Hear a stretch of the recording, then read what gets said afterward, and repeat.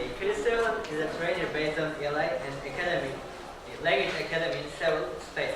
He worked with teachers across a wide variety of contexts, as in Seoul and as tutor of trained certificate and diploma courses, and in conjunction with local education authorities.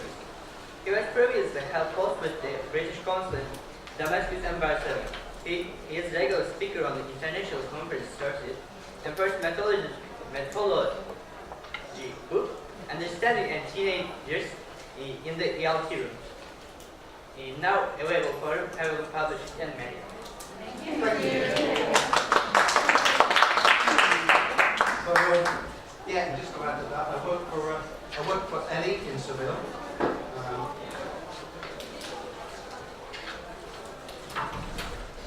You can see I'm already wearing the t-shirt. This is an academy in Seville. I'd like to thank them for actually giving me the time to be here.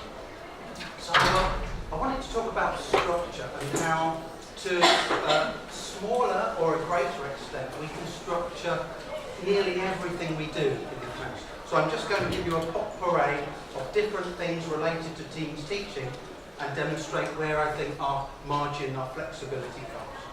First I'm going to show you a picture of myself as I was several years ago, looking somewhat thinner.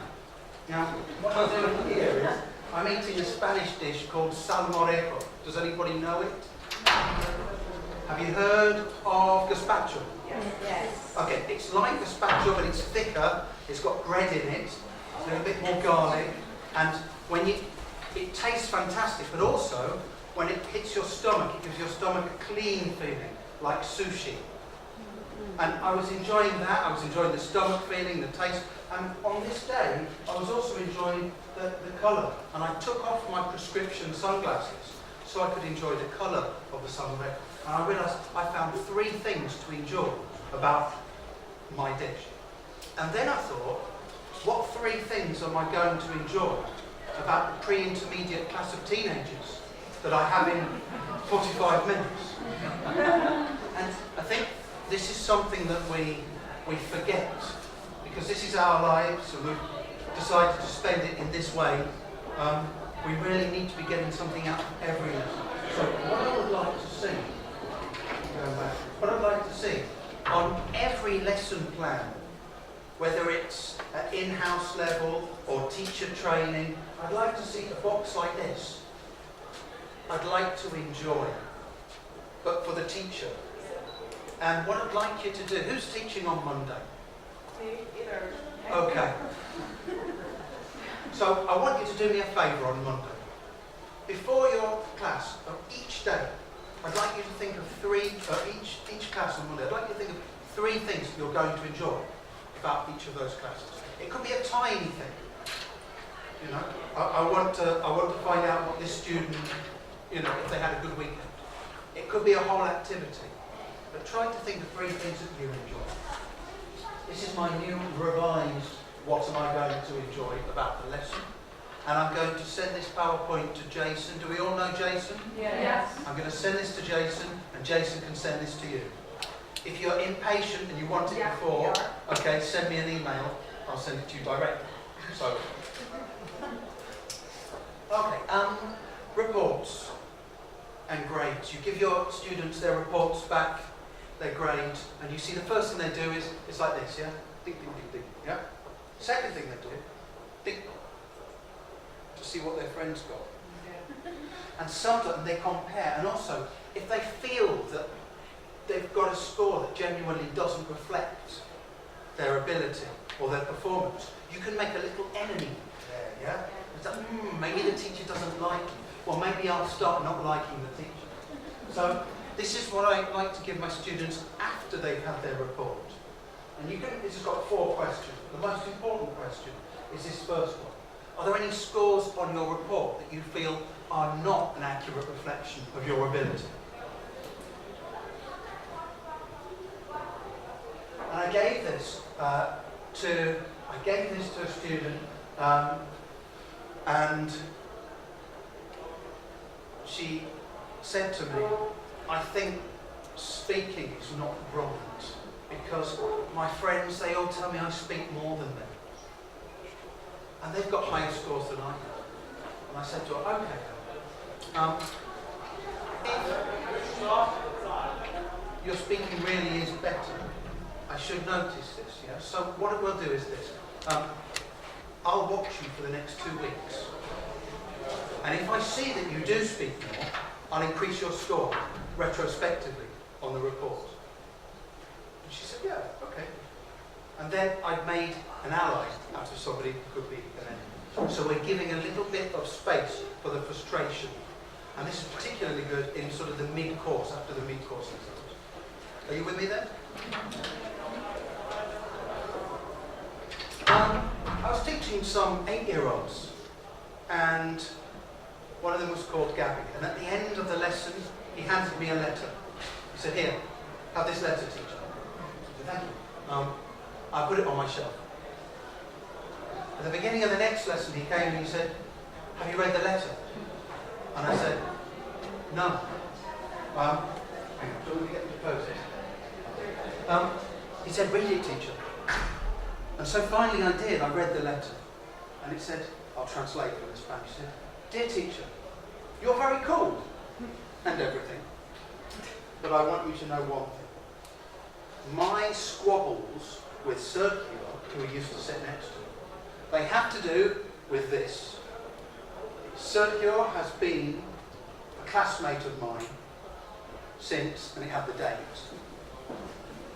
20th of the 10th, 2010. And from the very first day that I met him, he hasn't stopped meddling in my affairs. And I promised from that day on that I would have her. And I thought, okay, now I understand a little bit about how Gabby feels about Sergio. The thing is, Gabby's going to be trapped in a class with Sergio for the next 10 years. Some days, Gabby loves Sergio and they're best friends. Some days, he absolutely drives Sergio up the wall. So, what I've done is to try to counteract the personality clashes is this. When I say to the class, guys, it's combination A, they get into these groups. If you have more students, the combinations are bigger. If it's combination B, these groups. And if it's combination C, these groups. I put this up on the wall. Now, this allows me to sit at home, relaxing with a cup of coffee, and think, who do I want working together on a speaking activity? Who do I want working together doing a project? And who works well when they have to test each other? And this allows me to do differentiation, or groupings of a homogeneous level, or take into account personalities and personality clashes. Not in the moment when I'm just, oh God, who do I want, who do I want, who do I want? I can do it in a relaxed way and then bring this to class. And the combinations may change throughout the year. And they say, teacher, that's changed. I say, yes, problem?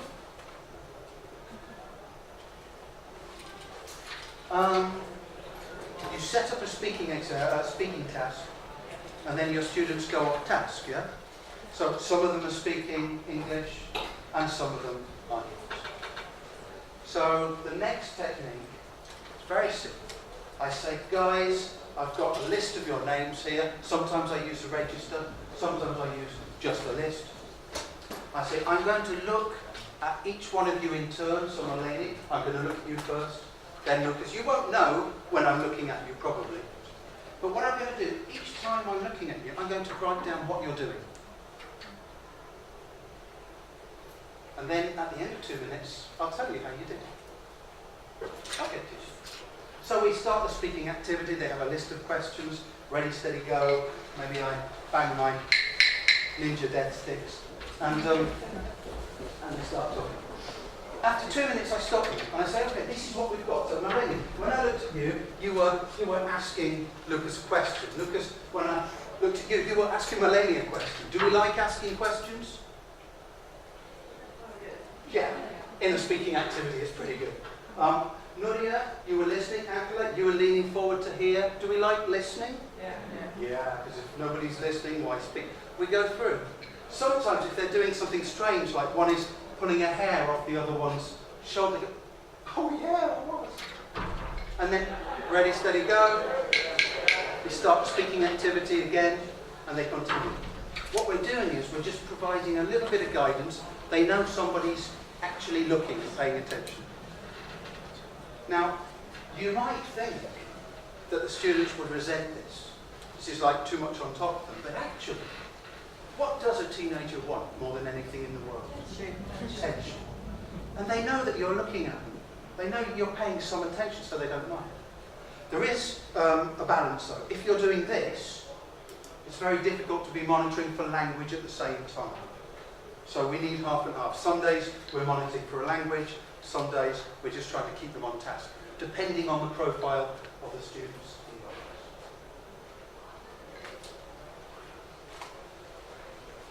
involved. Okay, so we started off with 3 things that you're going to enjoy about Monday. What was the next one? 3 things you enjoy, that was the first one. The second one was? Student reactions to student reports. The next one was? Sorry? Combinations. And the next one was? Round the class. Can you tell the person next to you which one you liked most when you hear the Ninja Death Sticks? It's time to see some more. Ready, steady, go.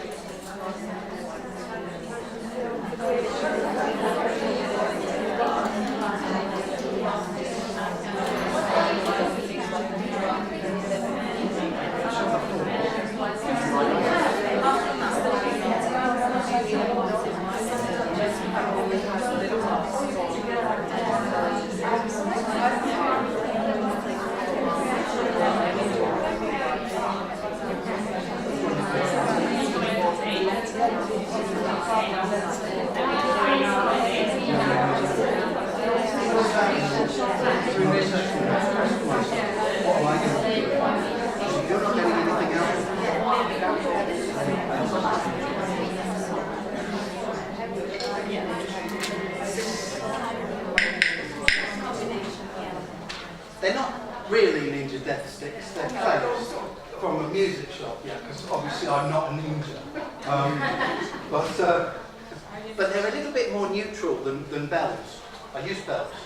But if you're doing a mingle activity to change partner, it's very clean, very and it doesn't intrude on the next class. We hope. This is my classroom. There. And normally my students sit around the outside of the room. But sometimes I ask them to come and sit with me, or to explain something to me. So we're playing with the tensions. Sometimes we can create a hotspot at the door and actually ask them to give us some language before they get in. The thinking behind that is, if I can't make you speak English here to get in, what chance have I got once you're inside? So I might ask them, for example, to tell me whether they've had a good day or not before they come in. Or I might ask them to give me something a little bit longer. I've got as downloadable resource to my methodology book, I've actually got 100 sentences that you can print off and have in your table, and you can ask people over the course of a year. If you want that, I can send you a very similar file anyway. The thing is though, there's always a balance, because if you've got a big class, what you don't want is people getting bored, kicking each other at the back. So there's whatever we do, there's always a plus side and a minus side. In the middle of the class, I'll often send 2 students out. Not because they're necessarily being naughty, but because they need a break from themselves. So I can see Albert over here, starting to, he needs a rest from Albert. So I say, Albert, just go out there, and take Francisco with you. And he's like, am I being told off? No. There's an exercise on the wall out there. I want the 2 of you to go out and do it. Suddenly, I've given everybody else in the room a rest from Albert. Albert's got a rest from himself. He comes back in. We're just moving people about, yeah, creating tensions, but also relieving tensions. Some of the best primary teachers I've seen, halfway through the lesson, they'll say, right, everybody on these tables, toilet. And they just send them to the toilet rather than waiting until the students say, If there's a spare room, we'll go to the spare room and we'll prepare an activity in the spare room, and I'll say, once you've finished, come back to the main room. So again, we're getting transition. And it's funny, but you would think that teenagers would want to be in the spare room away from the teacher. But once there's more students in the main room than the spare room, they want to get back, because that's where the party is. I also like to send students outside of the school. So I'm imagining most of you guys, you work in schools where there's a schoolyard, a patio, which is protected by a door. So it's a safe environment. So this is perfect for you. My academy is on a busy street. But when I have worked in schools, it's even better. So let me show you the activity. I go outside. I stand here with my back to the building. And you can do this, stand with your back to the building of your school, looking out over the patio. We write down everything we can see. And then we make a little picture dictionary, like that. We take the images off, we put the English, but we ask our students to write what these are in Turkish here. So they're creating their own bilingual picture dictionary of everything they can see. Then we take them outside, we say, draw everything you can see, and then describe it. Suddenly the teacher, the words that I need, they're on this slipper. It's magic. And now they can describe what they've been seeing since they were probably 5, 6 years old. So that's using the outside of the building. Finally, we can put our students in different rooms, in the corridors. We can give one the materials for a speaking exam, give them a clock, they're the examiner, and we create our examiners in different test rooms. Again, using the space that we have available to create facilitative tension. Are you with me there?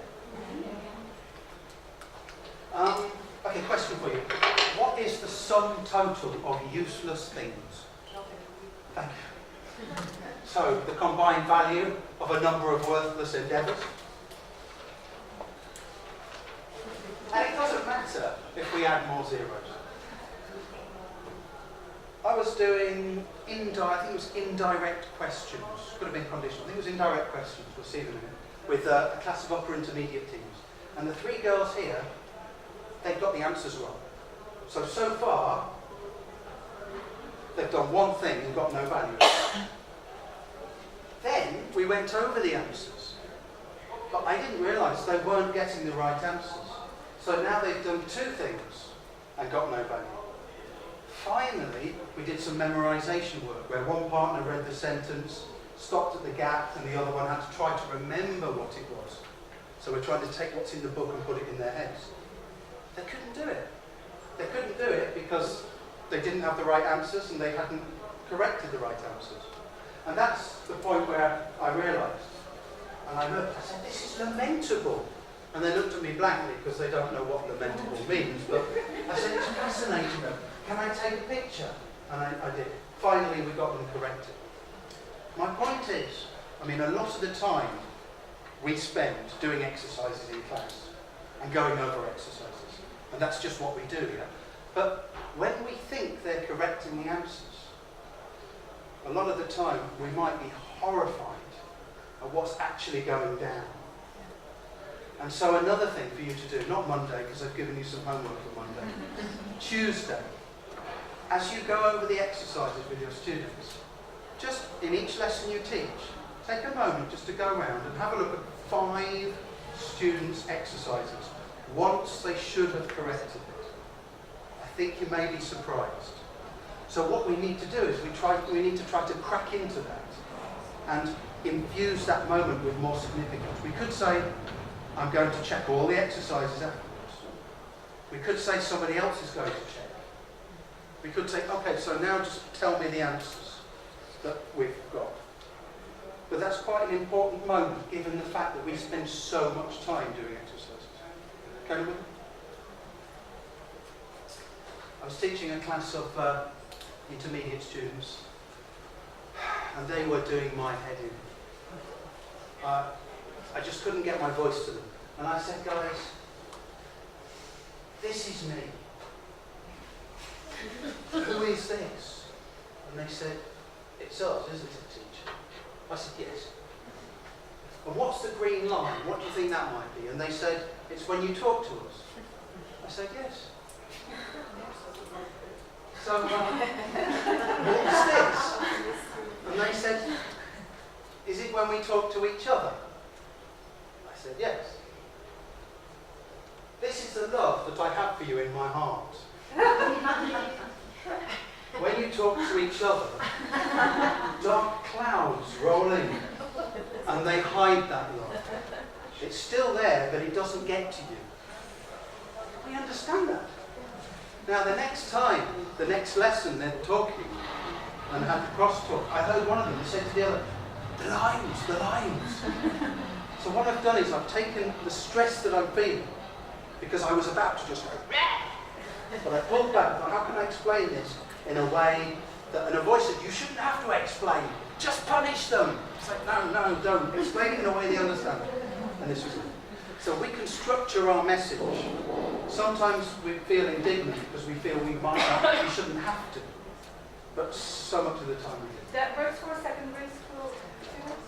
Yeah, because they have an emerging sense of citizenship. They have an emerging conscience, and it helps. And when they're not doing it next time, instead of just saying, stop talking, you should know, you say, you're talking and my message is not reaching you, and I still love you. Do you think it works for high school students? I believe it will. Wednesday. This is the actual presentation I used, not the crafted PowerPoint version you just saw, but this. It was very, rudimentary and in the moment. So the pronunciation in your books often the words come in a little box, yeah?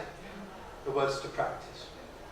So I'd like to put the words on the board, and then I drill them, and the challenge is to read all of these correctly and get to the end. So Akhil started, and he said, yeah. And I said, Akhil, I love you. But it's not yeah. It's yeah. Today it has to be right. Okay. So then Edu had to go, and he got all the way down to here until he said London. Oh, I did, yeah. So I'd already drilled these. I'd said, it has to be busy, not busy today. Yeah. It's journey, not journey. So, and Claudia, busy. Pablo got all the way down here until he said valuable. And Anna and Lucia got all the way to the end, and suddenly I've got a room full of people wanting to go. And Akhil is sitting there and he's hearing everybody else. And then he says, teacher, can I have another go? Yes, you can. Ding, ding, ding, ding, ding, ding, ding. Akhil too, that's his second go. My point is, when the enthusiasm is with the students, the control is with the teacher, not the other way around. Can I ask a question? Yeah. Were these words that they were probably pronouncing? You could do it like that. These were all of the words from a box from English File Intermediate. So it was just the page I was doing on the day. But it could be problematic ones.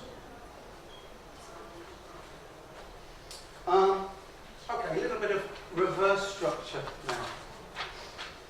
I said to the class, you've got a test coming up on Friday. It's a revision test. And now you've got 10 minutes to make a cheat sheet. I said, what is a cheat sheet, teacher? I said, come on.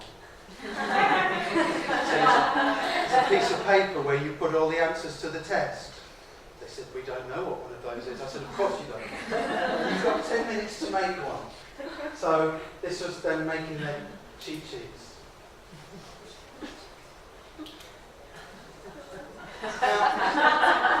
They said, teacher, do we put our name on this? And I said, no, don't ever do that.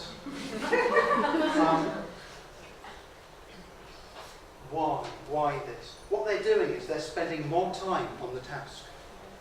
They're spending more time looking. If it's a test, they'll just do it, I don't know, just A, big A. They're actually asking me, they're trying to get the right answers. They're doing the test, and we're using the test as a learning activity. Now, I did give them the instructions to this task printed out in case they took their cheat sheet home by accident and it got found. I don't want their parents to tell them off. So I said, what happens if you take it home and it's in your trousers or in your pocket and it goes through the washing machine? I said, it'll get destroyed, teacher. I said, so it has to be waterproof. So we have waterproof cheat sheets. And they put a number on corresponding to their number on the register. And then we tested them. And they were indeed waterproof. They said, can we really use these cheat sheets in the test? I said, you've done the test. But we can do it one more time on Monday, because you haven't written the answers in. And you can use your cheat sheets, but don't let me see you. So we continued with the game. Now, obviously, you have to be very clear that this is something different. This is a compromised test, it's fun, and we have our serious exams. So as long as we make the line clear. I've got 2 cats. Sandy, who was in here before, and New Year this morning, she's got 4. But I'm happy with mine too. One of them is an absolute terror. And she jumps on you and she does this with her claws. And it hurts. I spend a long time, like you guys, in front of a computer. And I have problems with my neck muscles. So yeah, it gets there, doesn't it? So I thought, how can I take Schmiegel, which is one of my cats, how can I take her behaviour and turn it into something I can use? So I've developed a technique. I click my fingers and she jumps onto my back and then she starts to give me a massage. And I get a cat massage, which is fun. What I've done is I've taken something that I didn't want and turned it into something I did want. In education, I think what we do is we try to take poor behaviour, then we try to turn it into good behaviour, and then we try to add some learning. I thought, what about if we just get rid of the middle bit? What if we take bad behaviour and try to turn it directly into learning? So we kind of phase that out. I've called it silliness into silliness. So these are my pencil conditionals. Because I had a class that never brought pencils. It was fine at the beginning of the term because I have my new pencils. But as the term goes on, we're losing time with materials. So if they want a pencil now, that's fine. Can I have a pencil, please? Yes, you can.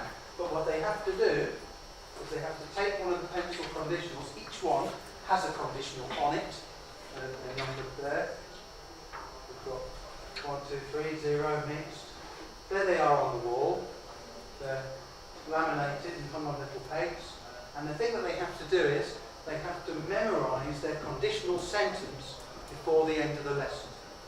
And they have to be able to look me in the eyes and say the conditional. And my thinking is that if they can memorise one second conditional, they might be able to produce a second.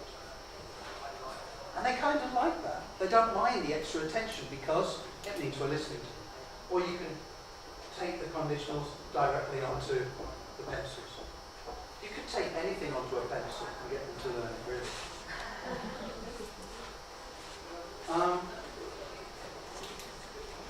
So I heard 4 to go swimming. I thought 4 to go swimming is not right. I thought if I don't do something, that person's going to say 4 to go swimming, 4 to go shopping, 4 to go, 4 to learn. They're going to say 4 to and everything for the rest of their life. So I thought, this is an error. And I knew that it wasn't just this student. It was this student, this student, this student. So I thought, okay, it's one error. But I'm going to spend 5 minutes on this one error. Systematic error, it's worth the time. So I drew 3 boxes here. And I said, here are 3 boxes. And I wrote 3 incorrect sentences here, which you can see here. 4 to go swimming, 4 go swimming, and 2 go swimming. So we've got 2 bad ones, 1 good one. And I said, the boxes were empty, I said, these boxes, they're airtight. And in 5 minutes, they're going to fill up with water. and anything that's inside the boxes will drown. I said, which box, Antonio, do you want to be in when they fill up with water? I said, by the way, the box next to the good sentence will not fill up with water. So in one box people survive, in two boxes. Antonio says, I'd like to be in this box, please. So I put Antonio in this box. If you're not a drawer, you can just put Antonio's name. Antonio likes Antonio's name. Sandra chose this box. And it was interesting. The student who said for to go swimming before didn't even choose this box. Now, obviously, we're spending 5 or even 10 minutes on one error. But imagine if you can take one error that many students say and nobody ever says it again. So we've filled the moment. We've invested it with some sort of emotion. It could be boxes filling up with water, as this was. It could be giant blocks of concrete, which are about to fall on whoever is underneath the bad sentence. These are very quick little drawings. You can see I'm not really a drawer, but I think it conveys the message. Or it could be giant chainsaws, which are about to fall. But you get the idea about infusing the moment with a little bit of comedy that's going to be memorable. Okay, 2 minutes to tell the person next to you the idea you like the most. After that, I'll show you a couple more ideas, and then we're back to coffee, tea, and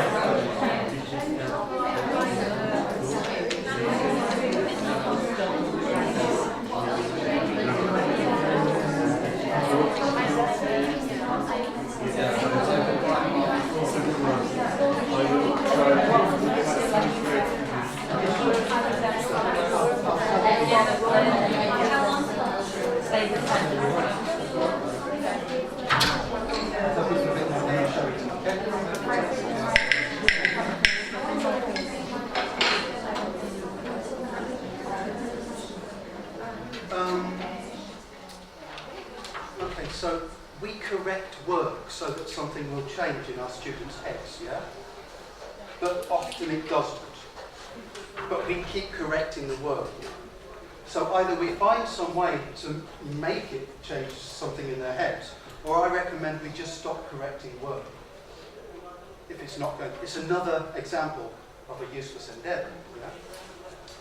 Now, one of the systems I like to use, and I don't do this all the time because it's more heavy on photocopying, but I get in my student writings, I photocopy them, and then put the photocopies away, and I correct the work as normal.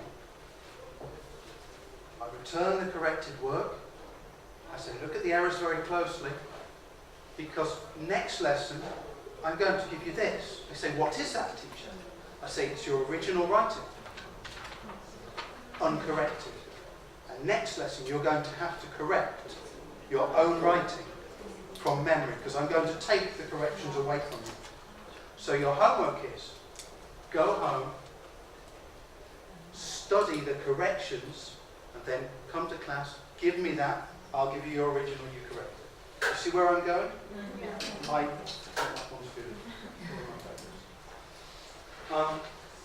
Okay, so can you imagine that in 2 minutes' time, I'm sitting in a cafe, in 2 minutes' time, I'm going to lose my memory forever. And I go to my mobile, and my mobile's, it's dead. I think, oh, in 2 minutes' time, my mind's going to go blank, and I won't know who I am, or any of the important things in my life. I look around, and I see some serviettes. I grab some serviettes, and I start writing on them. All the important things. It's a message to my future self. And this is what I've written on my serviette. I'm going to read it to you, and then ask you to ask me 3 questions. Okay? Number 1, go to Gmail for your contacts, friends and family. You can't drive, not even in your dreams, so don't try. And none of the cars in the car park are yours, so don't try to get into them. You have 2 cats. The orange one is a nightmare, the black and white one sleeps on your head. You live in Spain, you like it, stay there. You're trying to learn Arabic and Russian. If you forget how to teach, you've actually written a book about it. So you can read your own book, which should be suited to your particular style. You might be lactose intolerant. Questions?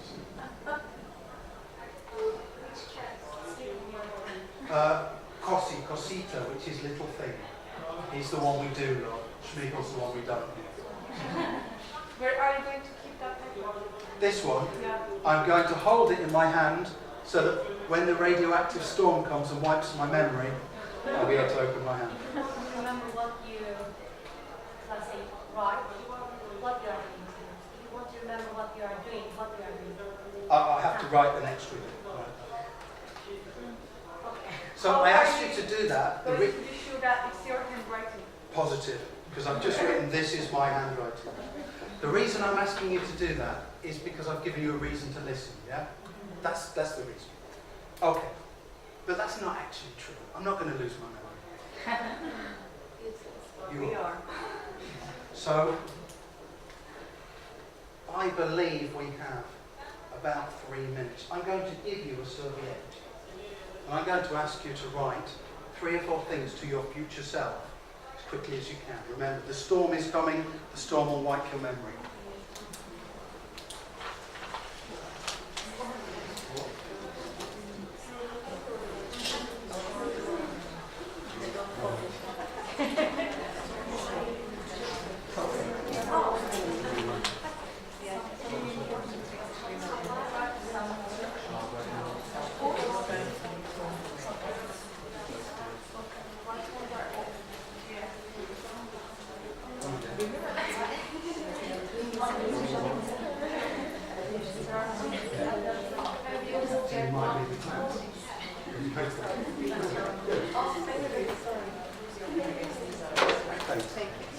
Yeah, so I should put that there.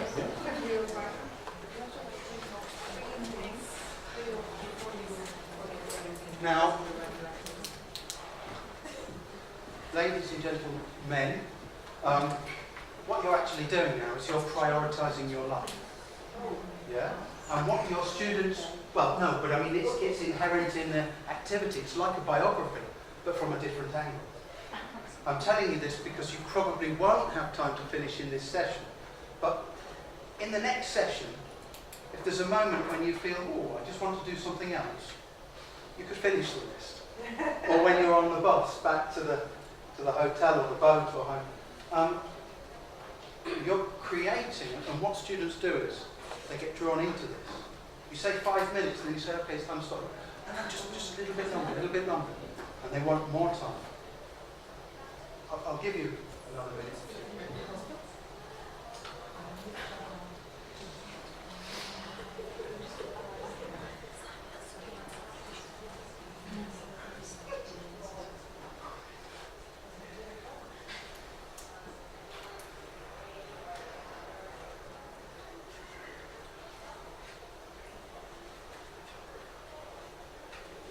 And if you want to do this with your students, it's always good to have your own backup. You need the example first, so they can see. What they can do with this afterwards, we put them in pairs, and they ask questions about their partners.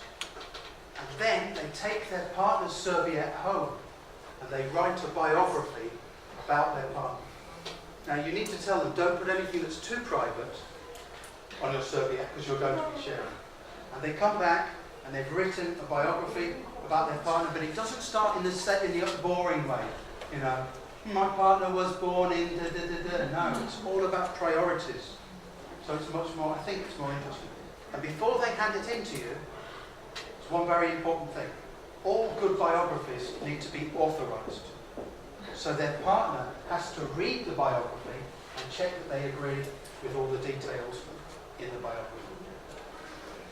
Is that something that you might be able to use with your older teams? Yeah.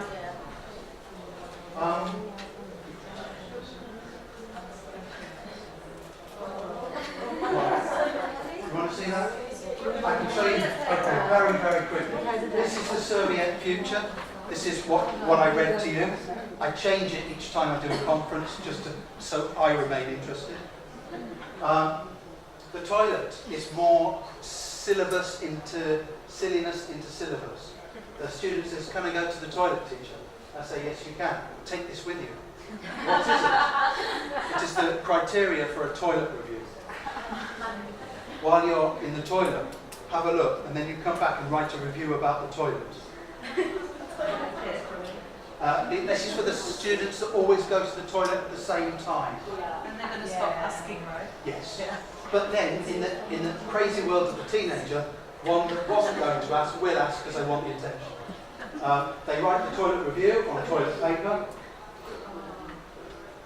I'm going to forward a little bit to give you guys a chance to have a break. I was asked about the methodology book, which is this one here. That's that. You can order it online. Come and have a look at it if you want. And if anybody's in the UK in summer, I'm going to be doing a week which is methodology for teaching teams for Hugh Deller and Andrew Walkley's Lexical Lab. That's a whole week just on Teams teaching. Can you show your email again, please? Yeah, most definitely. Previous. I shall go back in 10 seconds. 10, 9, 8, 7, 6, 5, 4, 3, 2, 1. So have a wonderful rest of the day. Feel free to come up and have a look at this, or have a go with an internet, and I'll see you all in the morning.